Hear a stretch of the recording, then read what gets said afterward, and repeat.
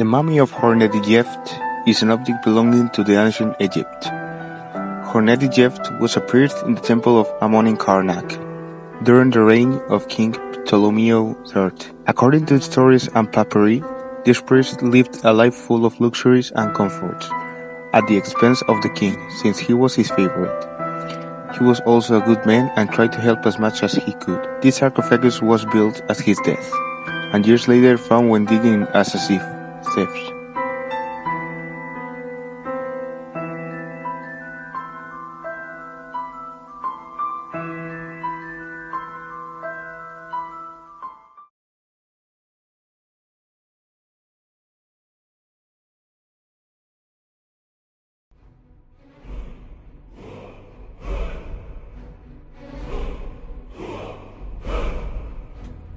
The Parthenon sculpture was found in the Parthenon in Athens, Greece. In the Parthenon, there were 92 sculptures known as metopes. This one is a part of a series featuring Lapids in combat with centaurs. The Lapids are a legendary people of Greek mythology from northern Greece, and the centaurs are a mythological creature from Greek mythology with the upper body of a human and the lower body and legs of a horse. In these sculptures, the centaurs represent the Persians, who were identified as beasts by the Greeks. It shows a centaur rising above a dying human body during a battle between centaurs and Lapids as the marriage faced fairy foes.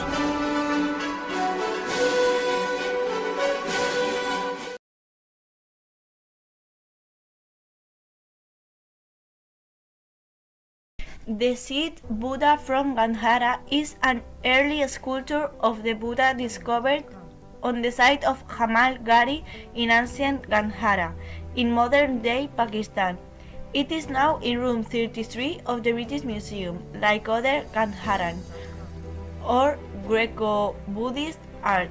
The sculpture shows influence from ancient Greek art. The sculpture was very fine detail, even down to showing the fingernails. The pose, which was to become one of the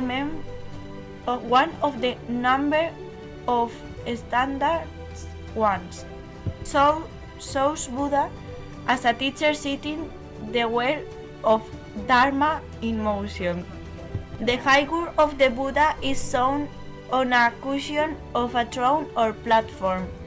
On the front of the throne there are much smaller figures of a bodhisattva with a turban.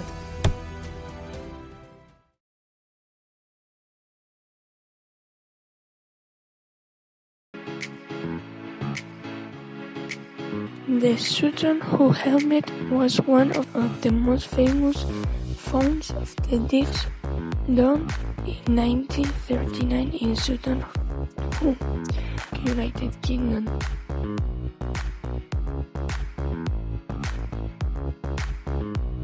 This is an iron helmet adorned with bronze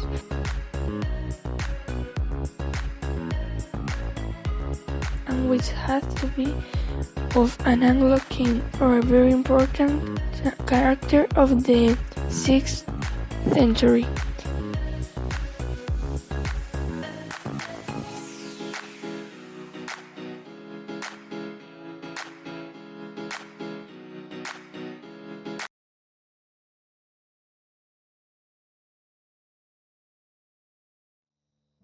This work, carved in the rock, is a representation of a Maya king and queen in which they perform a ritual of the time.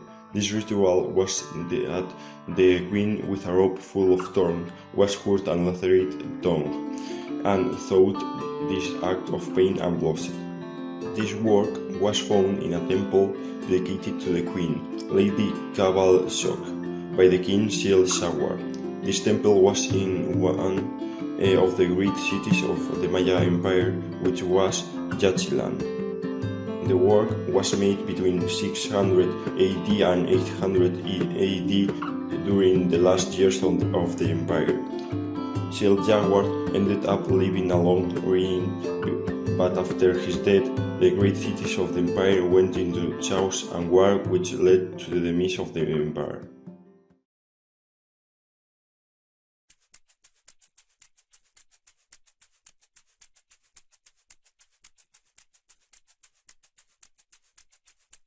Chinese Tangtong figures. About 1 meter high, these are among the tallest known burial figures from the Tang dynasty. They come from the tomb of Li Tingxun, an important military commander who died in AD 788. Ceramic figures like these were made for about 50 years. The sole purpose being to be placed in high-status tombs. They have been found all around the great Tang cities of northwest China, where Li Tingxun held office. The ancient Chinese believed you need to have in the grave all the things that were essential to you in life. While the animals and human statues would serve and entertain him, the supernatural guardians figures were their benevolent spirits.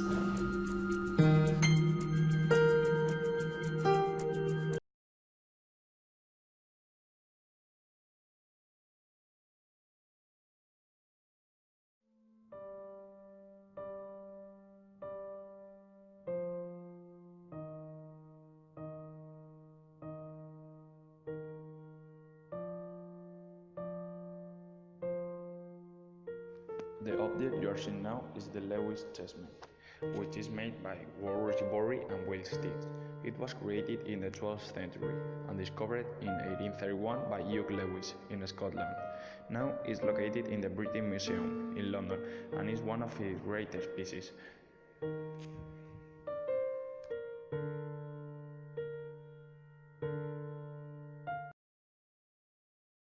Model of the heavens in the shape of an exquisite circular brass instrument, which look a bit like a large brass pocket watch. It is an astrolabe, and with it in my hands I can tell the time, do some surveying, or work out my position in the world by the sun or stars, and if I have enough information, cast your horoscope. We don't know exactly who owned this particular Hebrew astrolabe, but it tells us a great deal about how Jewish and Islam scholars revitalized science and astronomy by developing the inheritance of classical Greeks and Rome. The instrument speaks of a great intellectual synthesis and about a time when the three religions, Christian, Judaism, and Islam, coexist peacefully. Although familiar to ancient Greeks, the astrolabe was an instrument that was particularly important for the Islamic world, as it allowed the faithful to find the direction of Mecca, so it is not surprising that the oldest astrolabe to survive is an Islamic one from the 10th century.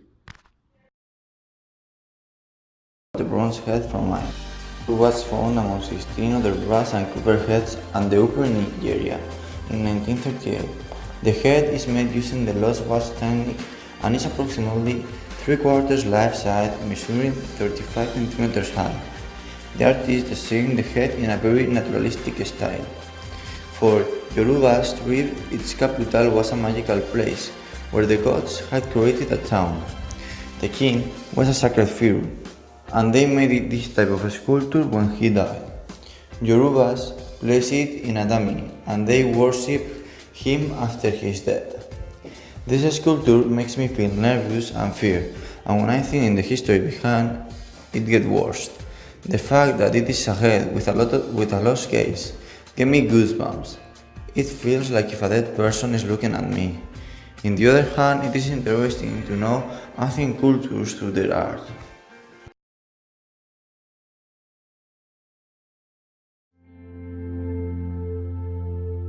I'm going to talk about an English statue called Shiva and Parvati sculpture. The temple where this artwork came from is unknown, but it is known that this sculpture is highly prized because of all the details that you're about to see.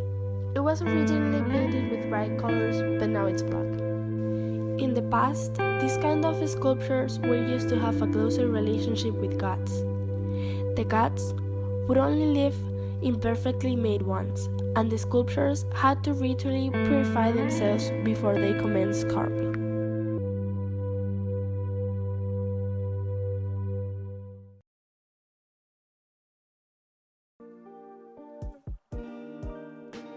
The Polynesians got to the island of Rapa Nui between 700 and 900. The Rapa Nus worshipped their ancestors. This led to the creation of the Maais, but the wars between the tribes occasioned the decadence of the Maais, giving place to the Burman cult, through which the rulers of the island were elected. The mice were made in a quarry and then moved near the sea, watching the island.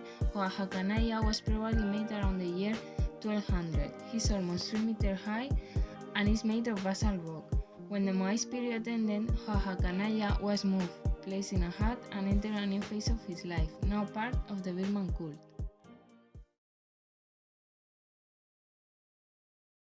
The two-headed snake is a sculpture dated approximately between 40,000 AD and 1521 AD from the Aztec culture in Mexico.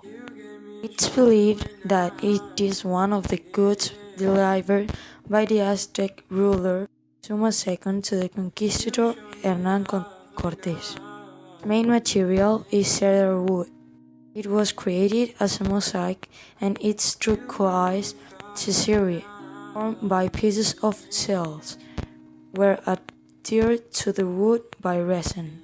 This figure is a vegetable snake that is with two heads.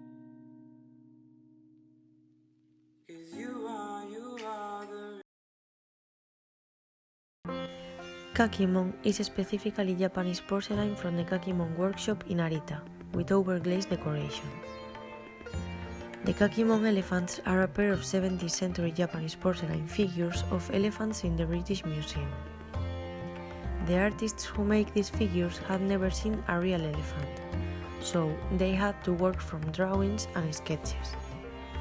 Perhaps they were meant to be a male and female pair in spite of the presence of tusks, denoting a male elephant on both animals. This little figure, placed in the Indian room of the British Museum, contains a lot of hidden meaning. For example, Shiva is dancing in a determined position called Anandatandava, in which the god has an ignorance demon under his left foot. Moreover, it has been created with bronze 1000 years ago, and it was acquired by the museum in 1987.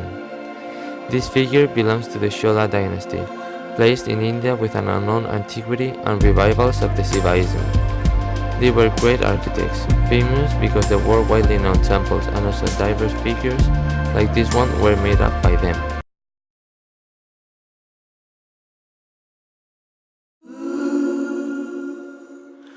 This shadow puppet is one of the oldest surviving shadow puppets in the world, at least 200 years old. It represents Bhima, the hero of the great Hindu epic, the Mahabharata. These shadow puppets still exist in Java. They use them in the Stadu theatre.